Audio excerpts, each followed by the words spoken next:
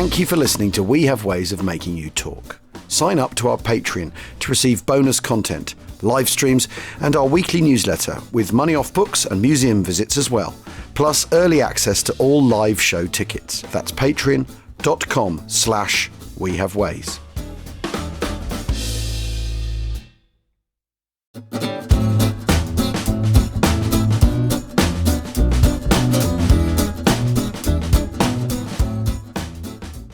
A huge, unfamiliar city. The smoke from burning buildings shrouded its outlines. Whole districts of ruins gave it the appearance of fantasy. Just under 6 years before, an invasion of Europe, criminal and unprecedented in its brutality, was launched from here. And now to here it had returned. That was the very well-spoken Yelena Kagan, who's an interpreter in the Third Assault Army of the Red Army. Yes. And welcome to We Have Ways of Making You Talk with me, Al Murray, and James Holland, of course, for Victory 45, Episode 7, as we try as best we can to bring the war to an end. And at the time they had trouble bringing the Second World War to an end.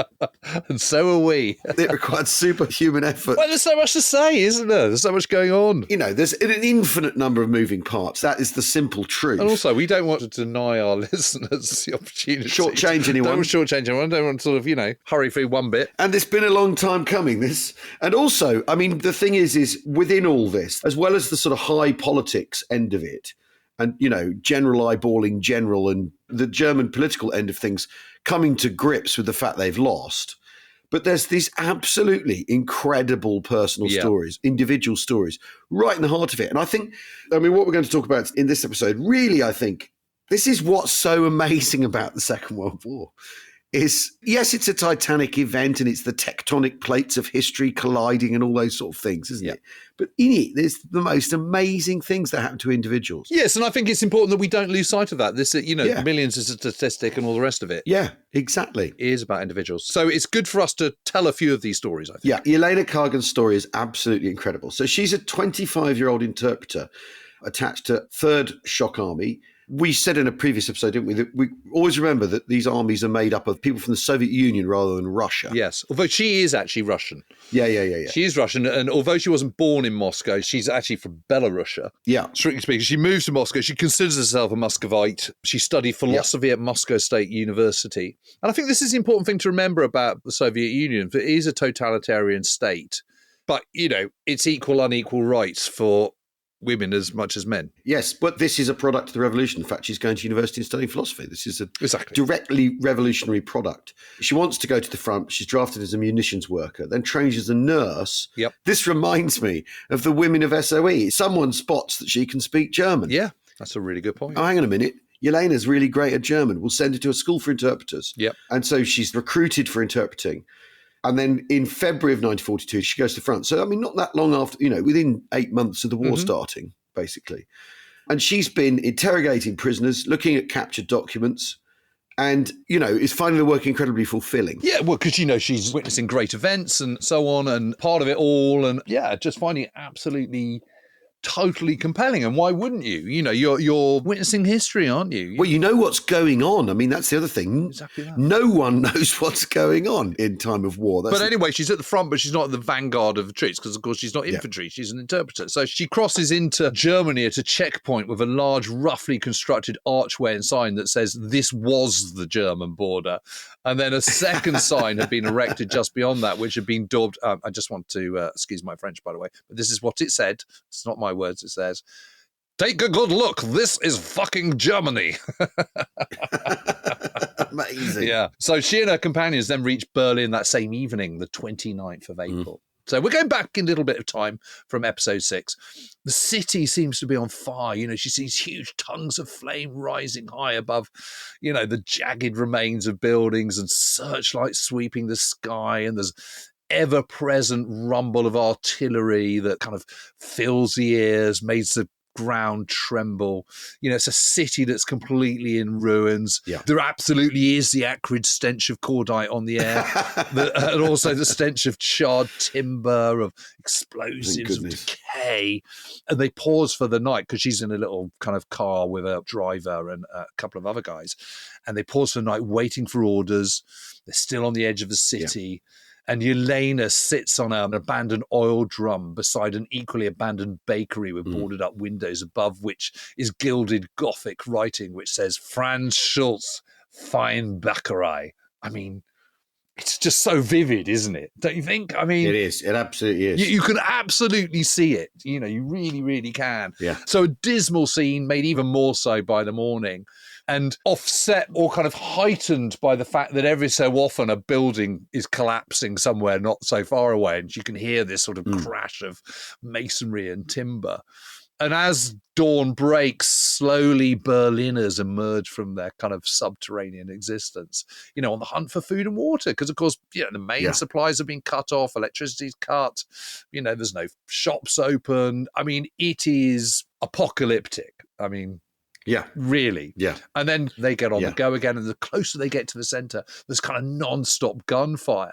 Small arms hammering away, artillery rounds exploding, smoke, fumes swirling, rising into the air. And, you know, she just finds the air completely suffocating. And she's also struck by how cruelly pointless was the German High Command's insistence on continuing to fight, which is, you know, what you and I have said repeatedly. Yeah, we keep saying this, don't we? We keep saying it. You know, well, Yelena would be one with us. And, you know, she's there. Yeah. Berlin's completely surrounded. It's completely over. It's been all over for months. In fact, you know, as I've argued, and you're a little bit more generous than me, you know, it's years since they've had any chance of succeeding at all. Yeah. And certainly years since any idea of concessions or a more even advantageous peace for Germany, as that moment has also passed, hasn't it? Yeah, completely. You know, middle 1943, maybe they could say, well, all right, we'll stop. We'll withdraw from here to there and, you know, retrench. Yeah.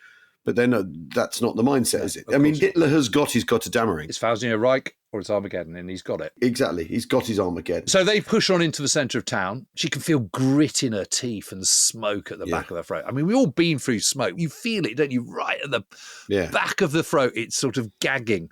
Yeah, and in your eyes and everything. Yeah. And in your eyes, yeah. There's female soldiers, you know, Red Army soldiers directing traffic. And they come to a halt as a bunch of weary Frenchmen. Of course, Frenchmen there. You know, this is an international city these days because of the amount of different forced labourers all over the place. And they're trudging down the road, one with a French flag draped over his case. Yeah. There's fires, and some are small, some are larger. No effort to put them out because there's no water. Yeah. You can't. Yeah. You're better at reading German than I am. Well, there's this graffiti. Unsere Mauern brachen, unsere Herzen nicht.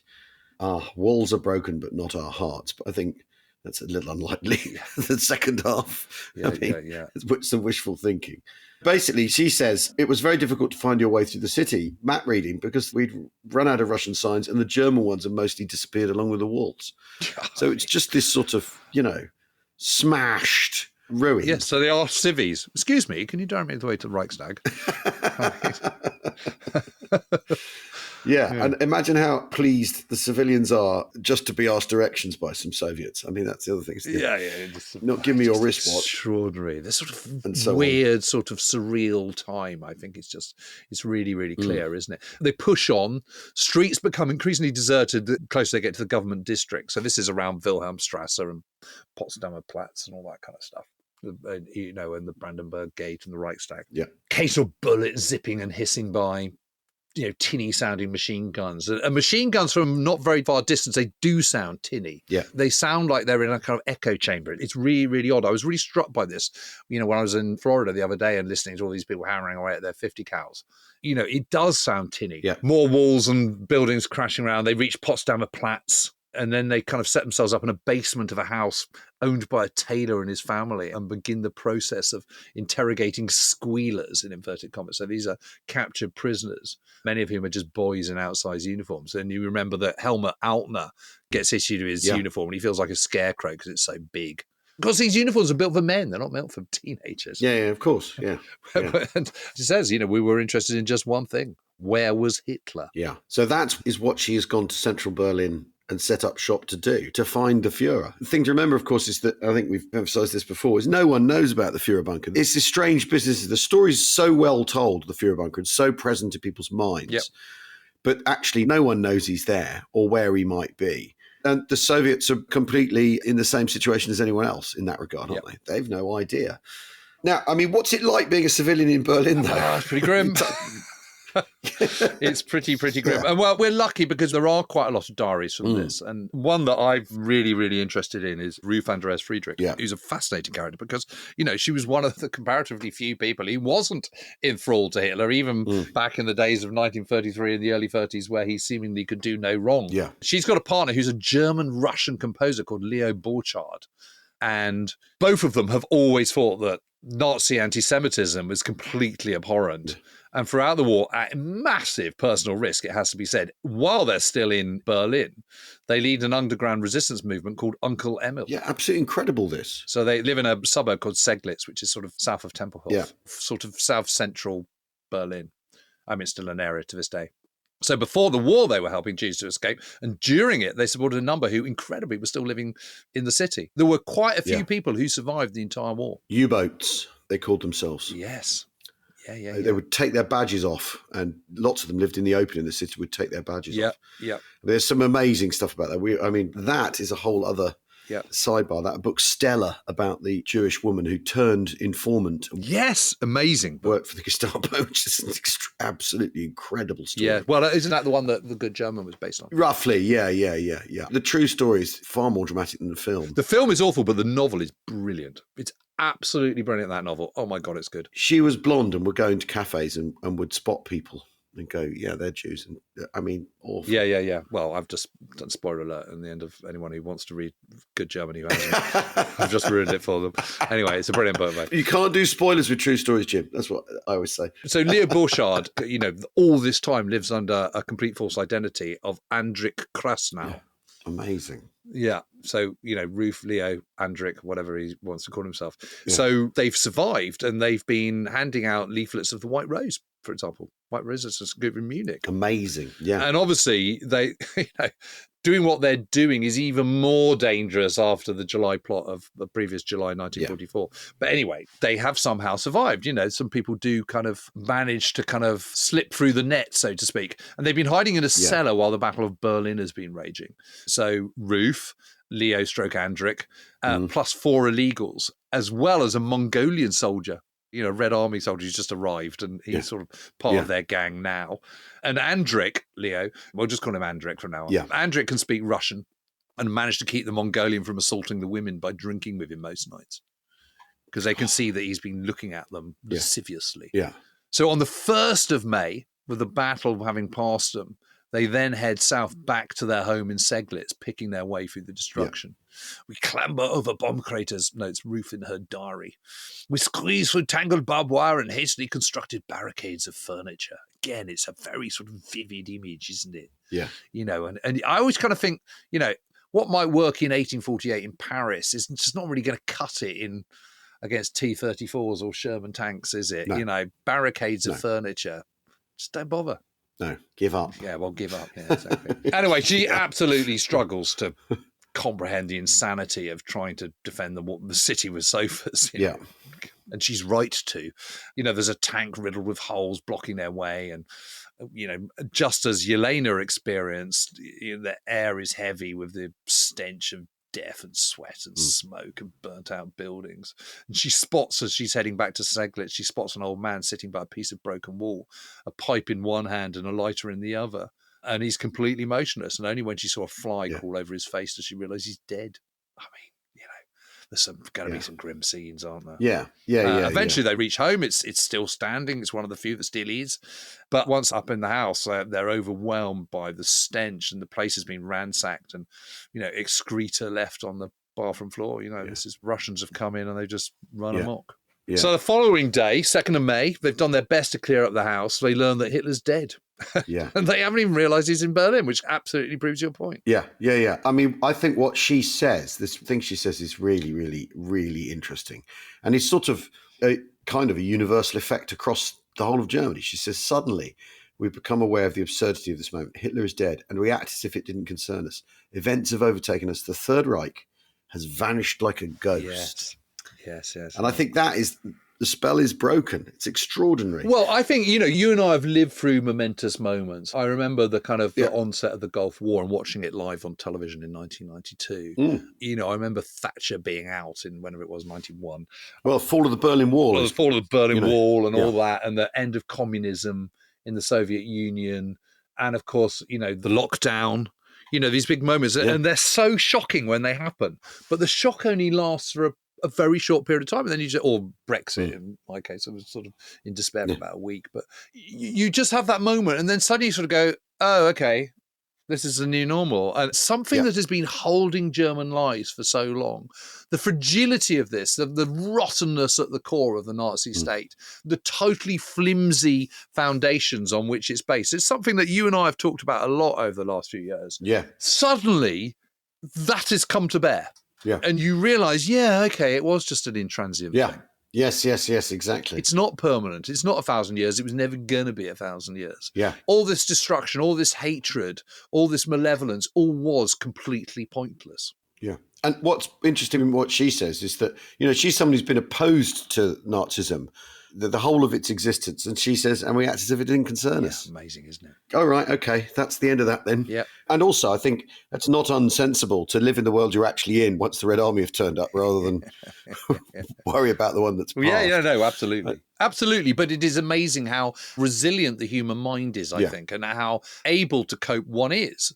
When great events happen, they are shocking, but you do adjust. You just do. Events have overtaken Hitler. He's suddenly an irrelevance. Yeah. That individual who's so important. I mean, the exactly same thing would happen if, a modern leader suddenly was, struck down, died, whatever. You would be shocked for a bit, and then you'd think, move on then.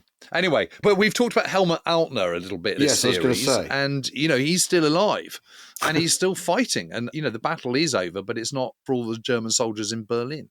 Some are still fighting on, and this is basically sort of sweeping westwards through the city. The city is surrounded, but the fighting is still kind of pushing from the centre, from the Reichstag towards sort of Charlottenburg and Spandau and that kind of, and Gatow, that kind of area, really. Yeah. And he says something actually interestingly similar when he hears about Hitler's death, doesn't he? Yeah.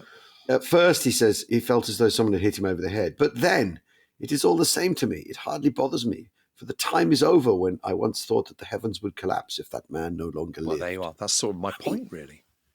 But isn't that extraordinary? Because he's from the other end of the spectrum, isn't he? Yeah, he's grown up with it. He's grown up in Nazism, And so, obviously, he now has to figure out what to do. Yeah, because he's 5 when Hitler comes to power. Yeah, exactly. And he discovers on the 1st of May, on the same day, that he hears from a friend, Hermann Windhorst, who passes him an armed service report that says Hitler's dead. Now, Windhorst is 58. That's his mate. That's his mate in the army. Yeah. He's a 58-year-old. I mean, it's very odd, isn't it? And they now, with Windhorst and their friend Wegner and a handful of other stragglers, including SS girls, Waffen-SS, Volkssturm, and they're sheltering in the cellars of an old army barracks in Spandau to the west of the city. Yes, which is where, of course, his army career began. Just 3 weeks earlier, 4 weeks earlier or something. I mean, when did you get called up? 29th of March, isn't it? So, a little over 4 weeks earlier. Yeah. And this isn't far from the Olympic Park, amazing. Where actually there have been a lot of deserters or deserter murders, haven't there? There's lots of people killed by the Olympic Stadium, aren't there? Lots of people rounded up and shot in the crisis at the end. All these people hiding out together with Altner, they're discussing what on earth they should do. Does this mean the end of the war? One of the officers that's left, Lieutenant Stichler, orders them out of the cellar to go and get their pay. I mean, we talked about how incredible it is that he gets called up at all, that there's a postman that brings his papers, that the bureaucracy's functioning and all this sort of stuff. But, you get your pay book, get it stamped, and get your 60 Reichsmarks. It's just... Don't spend it all at once. I mean, really. Yeah. Completely crazy. So this is the 1st of May. Yeah. So the battle isn't over, because the battle isn't over in Berlin until the 2nd of May. We're sort of slightly going back in time from the last episode. Because the last episode we were focusing on, entirely on Hitler and the Führerbunker and Hitler's inner circle. Yeah. Now we're kind of going back out again. And so we're sort of catching up with the events of the previous episode. But, it's a day of uncertainty. No one really knows what to do. Where's the leadership? Civilian refugees turning up, more Volkssturm, more Waffen-SS. The latter always stick out because they've got better uniforms, they've got superior weapons, and their distinct appearance, and they're a bit older. Yeah. Then the news arrives from Gross Admiral Dönitz. That night, they're all to try and break out and make it to join General Wenck and his 14th Army, I think, isn't it, in the west. Berlin's been surrounded for a week. and the city's about to fall at any moment. So any supplies in the barracks are to be distributed, and this is to prevent them falling into any hands, and they might as well use them. So suddenly they've got bottles of schnapps and packets of long life bread and sweets and tinned meat, and everyone's sort of just grabbing what they can and gorging themselves. Inevitably, a number of troops get drunk and start throwing their arms around each other. And Altman says all the dams of discipline have been burst open. Who knows what tomorrow will bring? We are only living for today. Carpe diem. I mean, why not? Anyway, later that afternoon, a further order of the day arrives from Dönitz talking about the ongoing fight against Bolshevism.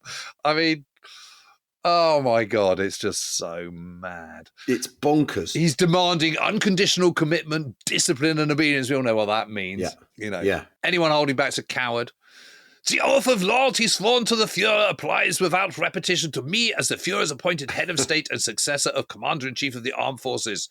German soldiers, do your duty, or else. The thing is Hitler's death has given everyone an opportunity to break that oath, and they're not signing up in any hurry, are they? Well, no, exactly. And, they're told that day, Hitler's dead, the language is just the same, and as if to prove the point, a major turns up and assures them that within a few days there would be peace with the Western powers.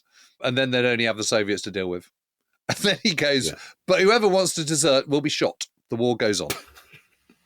Your choice. So, I mean, it's plain, isn't it, that the German High Command are delusional. These are the orders of madmen. I often think, Dönitz is absolutely extraordinary that he spared the gallows. Luck of the devil, The absolute luck of the devil. Him and Speer, they got away with it. Yeah. The thing that distinguishes Dönitz, perhaps, is he doesn't do the politicking that all the other number twos do. And that's probably actually how he ends up getting his job in the end, isn't it? Is that he's just been loyal. He's just done what the Führer wants. But make no mistake, he's a despicable person. Yes, absolutely disgusting person, yeah. So the German High Command, they're hanging on to the power they think they have. So Feldmarshal Wilhelm Keitel, he's been on the move, going from place to place. Calling in on the Führer to wish him happy birthday. Yeah. Checking in on the Führer and all that. But on the 1st of May, he's at Wismar on the Baltic coast, which is the latest headquarters of the War Office and OKW. And, Keitel is he's chief of the Oberkommando of the Wehrmacht in 1938. So what's interesting is that the Germans do innovate and have a tri-service general staff. Well, that's a good idea. Before everyone else, The principals find it a good idea. Yeah, exactly. In practice, it's just Hitler's mouthpiece and his court, effectively. And obviously, they all despise each other, although he does get on with General Alfred Jodl, who's his deputy. His nickname, Keitel, is Lackeitel, which is a play on lackey, isn't it? Lackey. So, no one really thinks much of him. Goering complains that Keitel... And Goering is capable of the good cutting remark. Yeah, he certainly would. He's the cleverest of the lot. By far the cleverest of the lot, yeah.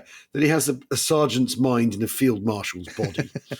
And Hitler says that Keitel's only been made the highest ranking officer of the Wehrmacht because he's as loyal as a dog. But Keitel's self-delusion knows no ends. And, he always pretends that he questions Hitler's decisions and offers counterweight and, But reality is he just does exactly what Hitler's told him to and always does. What's amazing about his own memoir, which he writes while he's in prison, is he is obviously someone who doesn't have a lot of feelings. No. He is emotionally completely blunted.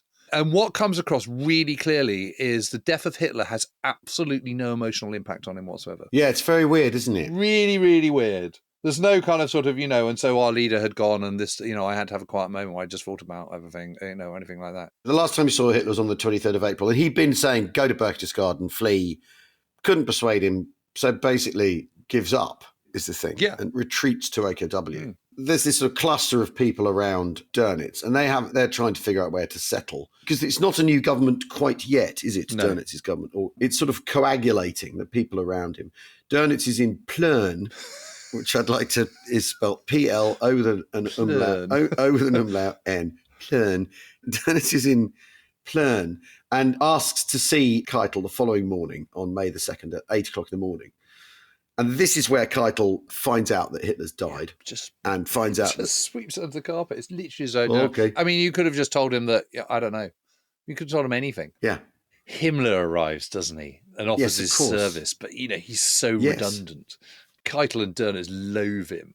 Yeah. They think he's absolutely insufferable. And Keitel suggests to Dönitz time to get lost. Yeah. But there's one thing they're not doing. And that is discussing how to bring the war to an end. how to end hostilities, which is, I think, absolutely amazing. That surely that is the very, very first thing that they should be dealing with, but they don't. No.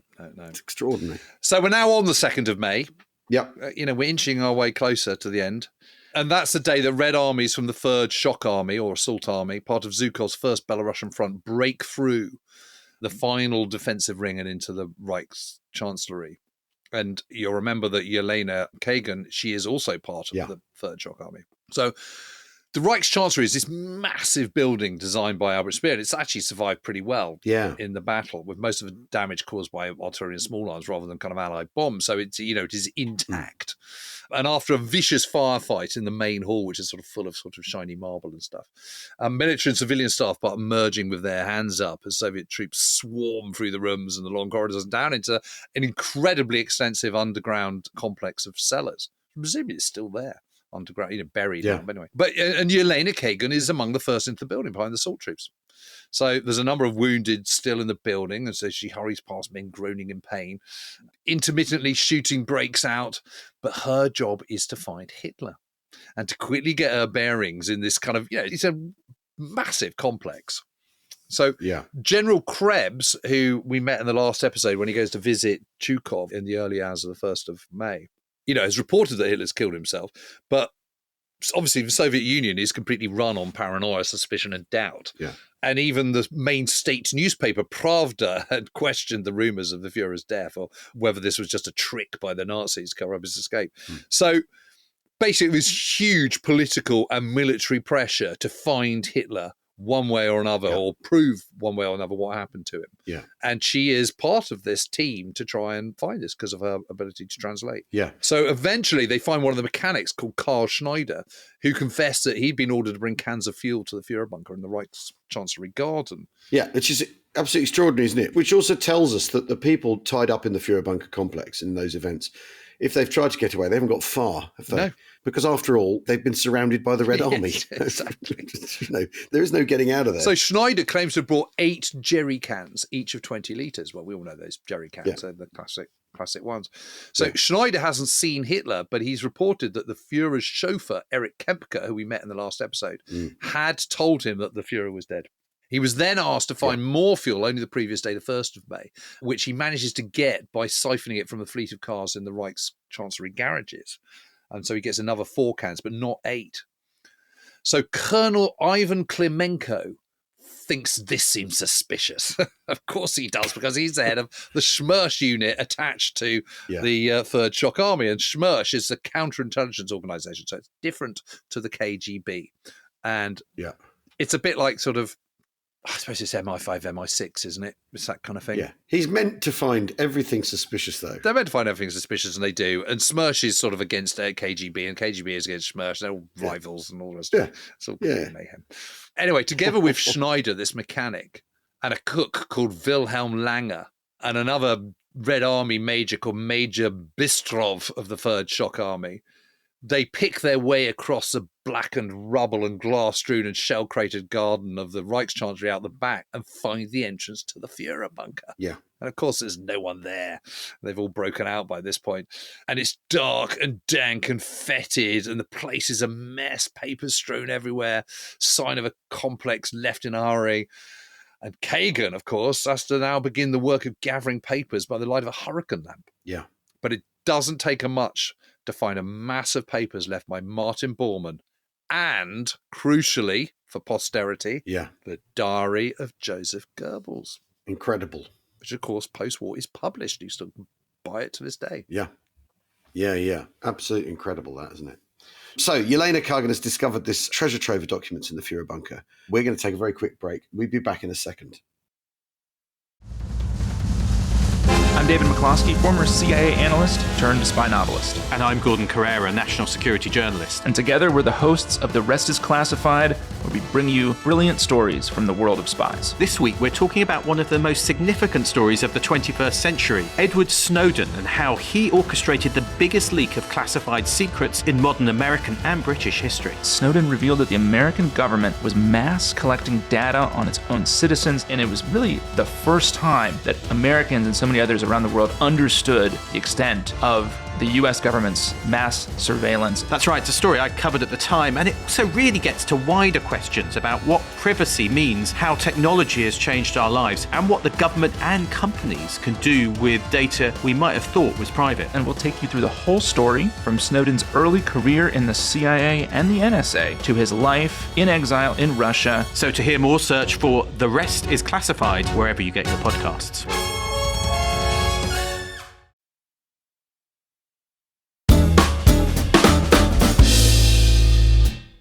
Welcome back to Weird Ways to Make You Talk with me, Al Murray and James Holland. We are in Berlin. It's the 2nd of May, 1945. It's the 2nd of May, 1945. The city is falling. The city is falling. Germany has fallen. The ordinary lives of every German citizen has changed radically with the death of Adolf Hitler becoming public. And if you're Helmut Altner, who's 17 years old, has been in the army only a couple of weeks. Yep. Could you even say you'd been in the army? Well, I suppose he's been in, strictly speaking, probably getting on for 5 weeks. Yeah, but you know what I mean. Well, yeah, yes, because he's got his pay book. He's got his sold book, hasn't he? He's been paid for his... So he is... He's yeah, official. Yeah, I was a soldier for 5 weeks. Yeah. What about the guy who's, gets to the front and gets killed on the first day? Yeah, but he might have had 2 years of training, mightn't he? Yeah, of course. Anyway, yeah. Helmut Altner is still... last time we left him, he was in his barracks in Spandau with his motley crew of women, children, Waffen-SS, Volkssturm, Uncle Tom Cobley and all. They've decided it's time to break out and try and follow their orders, which is to try and break through to Wenk's 14th Army, which is outside the encirclement to the west. Yeah. So beyond Potsdam, basically. And obviously their chances of reaching him are literally next to zero. But anyway, that's what they're being told to do. And if they don't have a go at it, they're going to be shot anyway. So they might as well have a crack. So they go out into the streets, past the S-Bahn station in Spandau, past another barricade, which Altner managed to nimbly jump over. It's still dark in that morning, but the air's alive with the tinny crackle of small arms. German 4-barrel cannon was providing cover and pumping shells towards Spandau Town Hall. And the enemy are firing back, dead littering the streets. Somehow they got to get across the road bridge, which is still intact, and over the Havel. And Altner is sort of stuck at the underpass of the bridge's ramp. A truck suddenly speeds towards it, windscreen splintered and running over the dead and wounded as it surges forward. I mean, it's awful, isn't it? Yeah. Machine gun salvos burst out, grenades explode, but it provides a brief bit of cover for Altner and his few comrades he's with to quickly scamper from the underpass to the other side of the road and ready to make their dash across the bridge. So occasionally people are jumping out of the shadows of wrecked buildings. And I mean, it is like some sort of dark kind of movie, isn't it? Escape from New York or something. It's like a scene from a zombie film, isn't it? Yes, trying to escape the collapse of civilization. Yeah. So shots ring out. Altner's glancing around and he sees amidst the troops there's women with babies in their arms all trying to get across this bridge and head west. So he takes a deep breath, jumps up and runs, and bullets are pinging all around him, and the surface of the bridge is slick with blood. There's bodies strewn over the road. There's crushed bodies that have been run over. Vehicles desperately trying to get across. I mean, it's just absolute carnage, isn't it? Yeah. The smashed trucks hit the bridge superstructure, was half across a roadway. A woman and a soldier taking cover between his wheels. Altner passes by a pillar and a dead man as more shells hit the bridge. And he says, I jump up again. I can see figures ahead of me running and stumbling through the fog. I'm without feeling and run, jumping over the dead and trampling on the wounded. Everyone is for himself. Yeah. And then he's across. He's made it. Yeah. Crouching by the barricade at the far side, lungs absolutely gasping. He's made it, but glances back and sees more tanks trying to crushing people as they go. Others riddled with bullets, Hitler Youth, young girls, old men, women with babies. Death plays his dance, mowing his bloody path. I mean, it's a vivid picture, isn't it? It certainly is, yeah. And then he pushes on. There's a factory up ahead. There's a Waffen-SS half-track at the crossroads. A machine gun team are dead, who've been killed trying to set the weapon up. The crowd from the barracks are crouching by the factory gate. Then mortars start up. Yep. Shells crashing around them. They hurry on through the gate, through the factory, which is smashed up, abandoned lathes, milling machines. Reading this, it's vivid and it's so, it's beyond my realm of comprehension. They're dead everywhere. A railway bankment ahead and housing as well as summer houses with gardens and allotments. So they've reached the Gartenstadt Starken. And now they're being shelled. They're being chased, aren't they? Yeah, they're basically being pursued. By bullets and shells. By Soviet gunnery. And he spots a small air raid shelter, one of the gardens ahead, which is crowded with people. So he runs past that, Altner runs past it, and then down to the nearest house, down into the cellar, and hides in there. And that's packed as well. I mean, there is everywhere that can possibly offer cover is already taken. Yeah. Is the thing. Yeah. Anyway, more shells, more explosions. Yeah. A house shakes, windows in the basement rattle. He can't bear it there, packed into the cellar. He just thinks, this is just, he's completely claustrophobic. So he goes back up into the house. There's traces of blood on the whole floor. All the windows are smashed. There's glass everywhere. It's just absolutely hideous. And so he heads upstairs, looks out over the garden, and the small air raid shelter that he's seen just minutes before is now gone. There's nothing more than a big hole in the ground and bodies strewn and body parts scattered everywhere. Yeah. And a man is brought into the house with a wound to the abdomen and his scrotum torn off, his ballsack gone. And, Altner knows he's going to die without help. And, of course, there isn't any. So he's a dead man. Yeah. And then eventually the shelling stops. So Altner and a few others move off. I mean, it's sort of surreal, isn't it? It's just climbing over fences, along culverts, ducking, diving. And they hurry down into a cellar. And there's Lieutenant Stickler pulling out his map. And incredibly, there's about 20 of them from the barracks are still together and in one piece. It's like they're prey, isn't it? Being pursued by a monster that's going to eat them. It feels like that, doesn't it? Completely. So Stickler goes, right, we've got to get to the Derbolitz training area. That's what we've got to get to. This is still a training area, and it's an area sort of beyond the edge of the city. At the edge of Berlin, you've got all these sort of lakes, haven't you, and woods and things, and heathland. That's right. It's heathland, that's what it is. The sort of gauze and stuff. Anyway, that's where they're going to get to. And they think, that's where they'll find the Venk army is still behind the village of Derbolitz. And once they're there, they'll be safe. They can get some rest for several weeks in the Venk camp while the relief army retakes Potsdam and Nauen. It's just la land stuff. But I suppose, they've got to hold on to something, haven't they? So he looks around. There's no sign of Wegener or any of his other mates. But of the 150 men with which he joined and headed to the front, only he and his friend Exec are in the cellar now with Stickler. Yeah. Incredible. So 2 out of 150. Doesn't mean all 150 dead, but it suggests they are. No, but they've gone. Scattered. Yeah. Gone. So it quietens down. So Stickler leads his posse out, and they there's some tanks and assault guns. There's a Luftwaffe general talking to a Waffen SS officers. So they're told to right, you're with us now. And they're the last exodus leaving from Berlin. And there's a sort of roar of engines and off they go. And enemy is opening up from the buildings as their tanks rumble past. So they're now bursting through enemy lines. This is where the Red Army already are. So only wounded to be taken on vehicles. For those fit and able to walk, have to walk. Altner clings to the front wing of a truck, front wing gripping the slits of the bonnet. I mean, goodness me. A young girl is on the other side, also clutching the cab for dear life. And as it races off and swings around a corner, Altner nearly falls off. Up ahead's a wounded man in the street. He catches the guy's look of shock, and then they go straight over him. And a moment later, there's a scream, and the girl on the right wing has gone too. It's a horror story.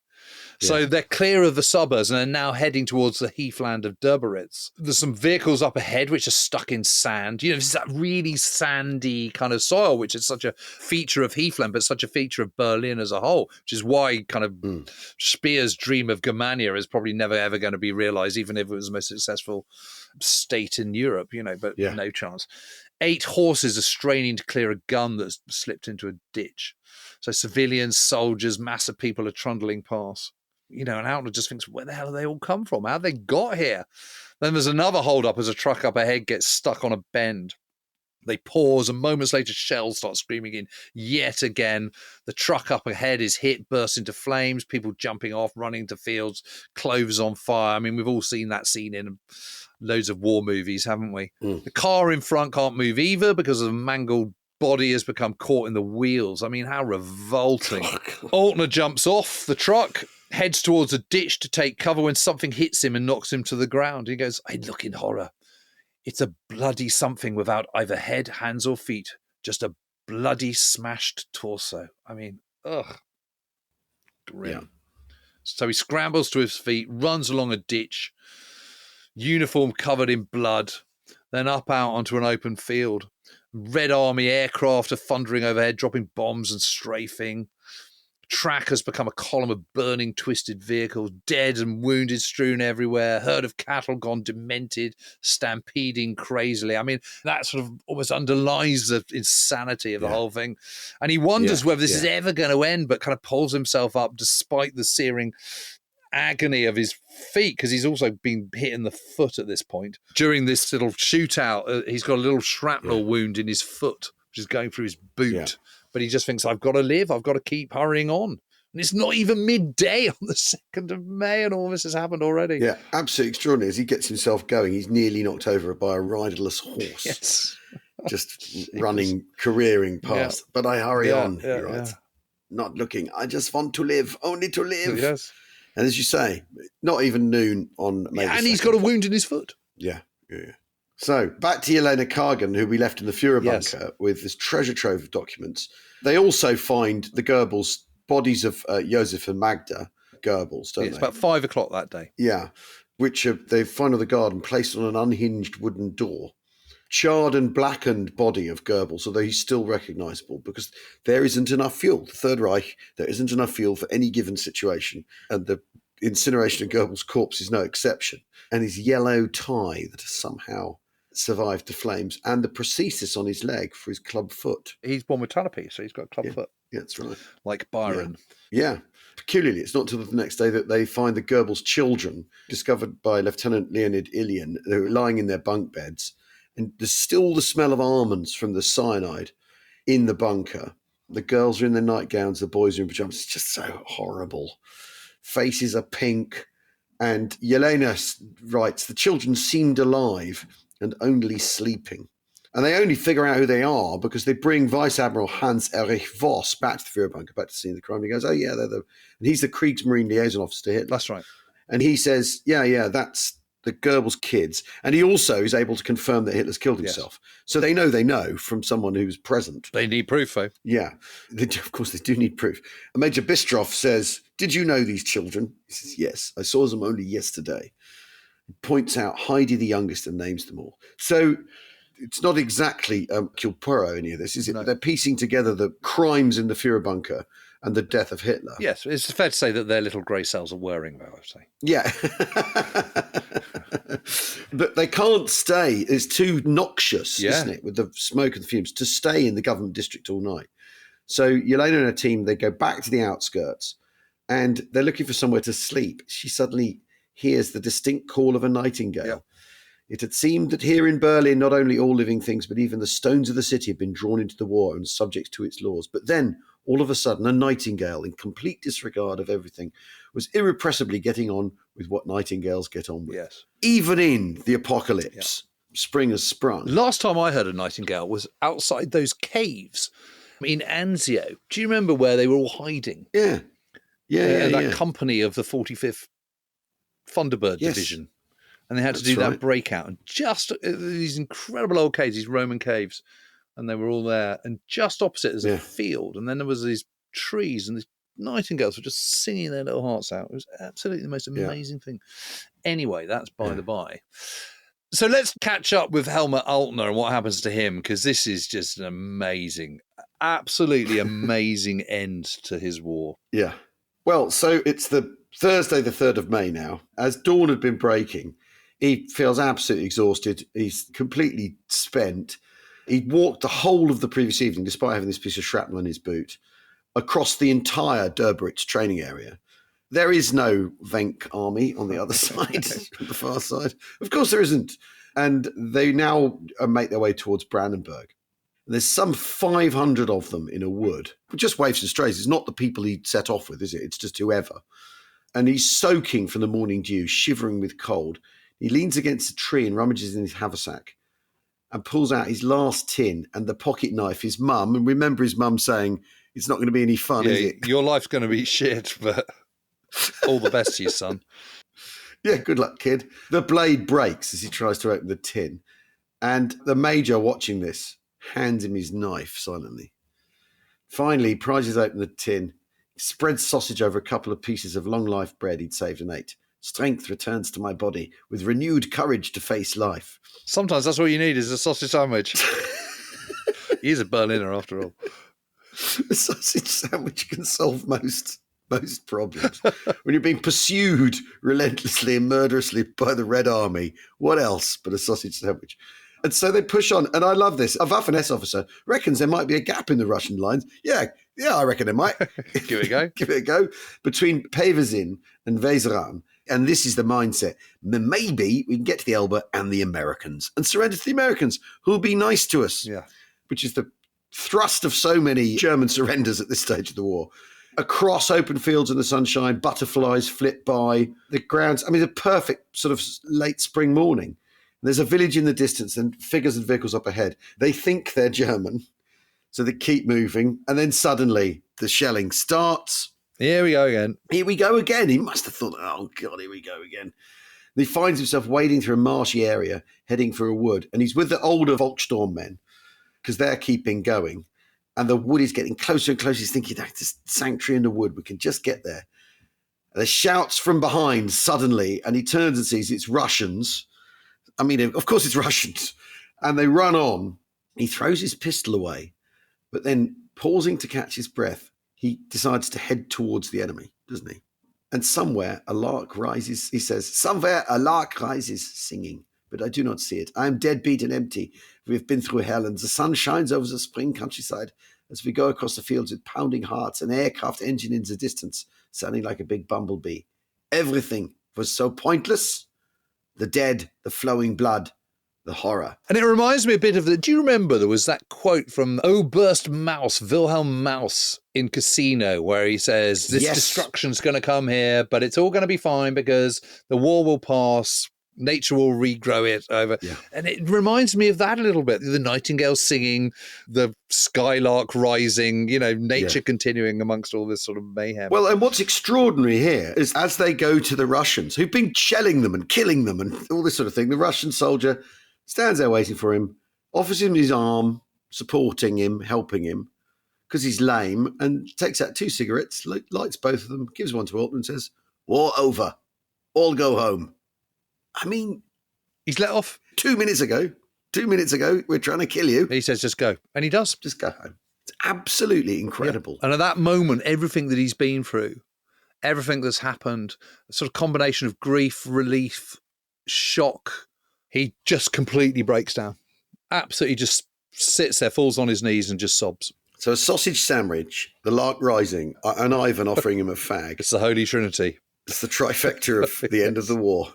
One of my great mates says that a cup of tea, a Kit Kat, and a pack of cheese and onion of Walker's Crisps is the Holy Trinity. But well, he's got a point. Speaks with great wisdom. But for Altner, it's a lark cigarette, sausage sandwich and a Russian. Anyway. Well, just one other point about that, of course, is that the Altner war come to an end on the 3rd of May. It's 24 hours after the fall of Berlin. Yeah. His war is officially over 24 hours earlier, but it isn't. Well, yes. Yeah. I'm sure that relentless pursuit was running away. We would all do the same. We just feel there's nothing I've got to get away from here. So much of that, they sound like animals being chased, or they sound like, it reminds me of a fox being chased by a pack of dogs more than anything else. So at the other end of the Third Reich, on the same day, Keitel and Dönitz are now discussing how to end the war. They're finally grasping that nettle. But they've moved further into Holstein to Flensburg, which is where this new Reich government will situate itself.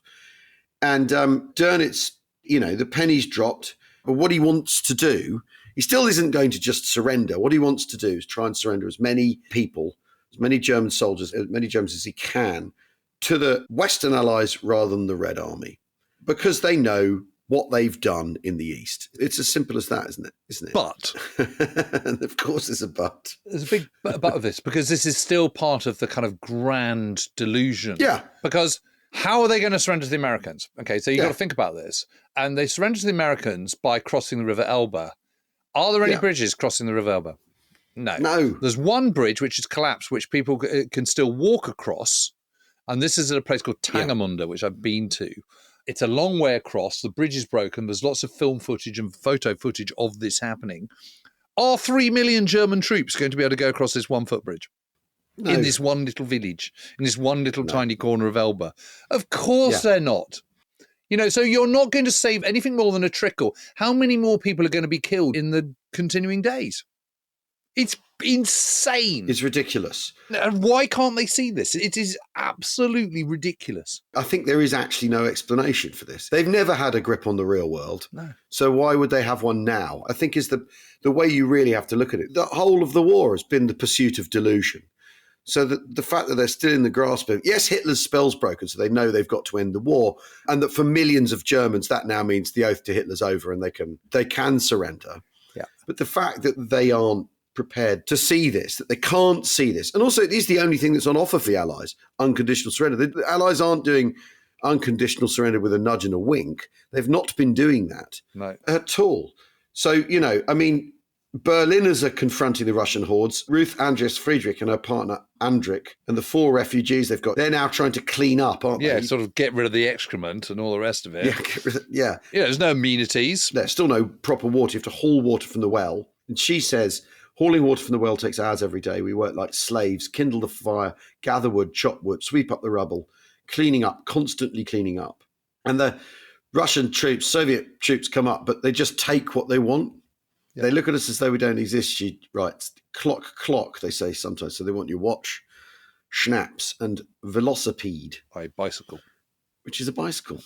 It has to be, doesn't it, that the reason in Flensburg they're not getting to grips with the end of the war, or they're trying to finagle the surrender, is that they live in a fantasy land. It has to be, doesn't it, Jim? It has to be. I just, there's so many times where Germans just make really, really odd decisions. And, you kind of expect Hitler to make terrible decisions, but not some of these highly experienced men. I'm sort of thinking about Erich Marx sort of going off after on D-Day, going after the airborne troops. I mean, he should have known better. Yeah. You think about things which make just no sense whatsoever. They're not understanding, not appreciating where the hammer is likely to fall in Normandy, for example. It doesn't take rocket science to kind of really work all that out. No. And, this is sort of total idiocy of assuming that by holding out more days, more people are going to save their lives. I mean, that's just ridiculous.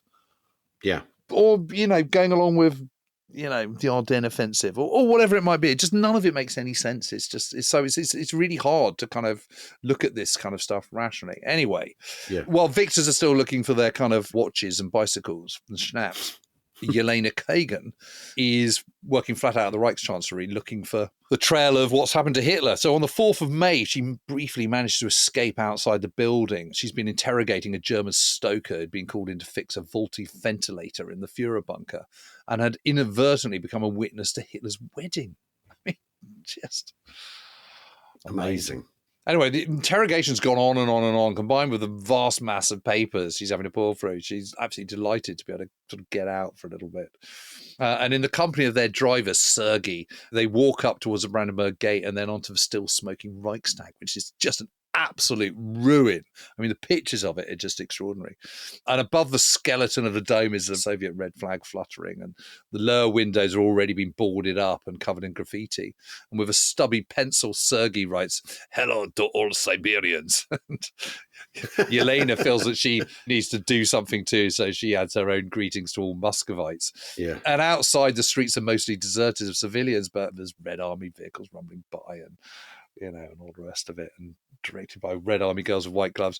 They cross a bridge over the Spree, inching past a German truck that's upside down, and someone's written on the side, "All our wheels are turning for the war."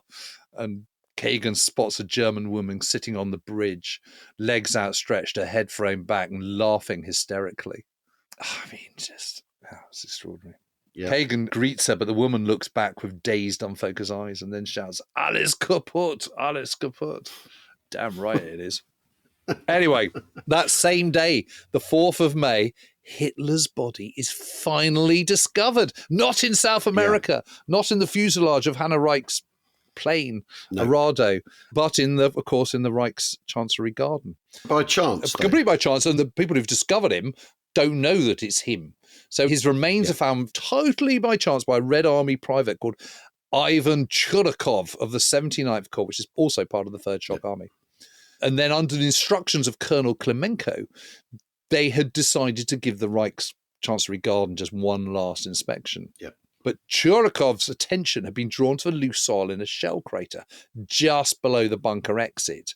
And then, on closer inspection, he sees the remains of human legs. ugh, charred human legs. Yeah. And so he and Klemenko then begin digging and discover not one but two bodies. And Klemenko doesn't think either of them could be Hitler because he'd heard reports that two bodies had been discovered the previous day were likely to be those of Führer and his wife. But unbeknown to Klemenko, who is a Schmersch guy, he's a Schmersch colonel, they had already been discounted, but Klemenko only discovers later that night, the 4th of May, that the bodies found on the 3rd of May are definitely not Hitler. So early the next day, the 5th of May, he sends 4 of his men under Captain Deryabin to dig up the remains in the shell hole. So it's now the 5th of May. And they uncover a male and a female and 2 dead dogs. And of course, one of the dead dogs is Hitler's Alsatian Blondie. Yeah. So Yelena Kagan is then witness to the recovery of these bodies, but they have to do a sort of sneaky bit of abduction the following morning, the 6th of May, because by that stage, the 5th Shock Army, not the 3rd Shock Army, is taking over the command of Berlin. And it's ordering the Reichschancellery and bunker complex to be cleared. So Colonel Klemenko is absolutely determined that no one else is going to get their hands on his precious bodies now he's found them, and certainly not before they've been forensically examined. So having wrapped them in sheets and behind the backs of the new sentries, they're sneakily passed over the wall of the Reichschancellery garden to where there are a pair of trucks waiting, and then they're whisked away to Schmersch headquarters now at Buch, which is just to the north of Berlin. I mean, can you believe it? But actually I can, because it's the Russians and it's this Red Army and it's the Soviets and it's Schmersch and KGB and, you know, everyone's a rival. I mean, the British Army, what would have happened is you'd have had some regimental rivalry. Someone would have not known what was going on. I mean, I think this is the chaos of war, after all, as much as anything else, isn't it? And the rough and tumble of mad events. Yes. Anyway, that's Hitler's body being spirited away. Berlin has fallen. The war has ended for Altner. Alles kaputt. Alles kaputt. Alles kaputt. But that means, of course, that at some point, the government in Flensburg, we call it a government loosely, Dönitz and his cronies in Flensburg need to put pen to paper and surrender unconditionally to the Allies. It's the only way out. It's the only way out. But they're not going to do that by simply surrendering, saying, all right, we're done, and issuing a telegram. They're going to try and horse trade and wangle their way to the surrender they want to effect. Find out if they succeed in our next episode. Cheerio. It doesn't constitute a spoiler to say they haven't got much of a chance. Anyway, we'll see you next time. Cheerio. Tschüssi, tschüss.